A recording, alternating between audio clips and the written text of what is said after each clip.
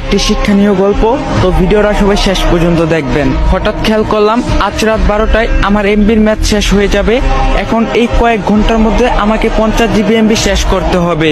পুরাই দিশেহারা হয়ে গেলাম আমি। কি করব, কেমন করে খরচ করব এত অল্প সময়ে এতগুলো এমবি? কিছু কি ডাউনলোড করব, নাকি ভিডিও দেখব, নাকি নিউজ ফিডটা ঘুরে শেষ করব সব? আবার ভাবছি কিছু এমবি পোস্ট করে না হয় শেষ করি, না হয় কোনো ভিডিও ডাউনলোড করি।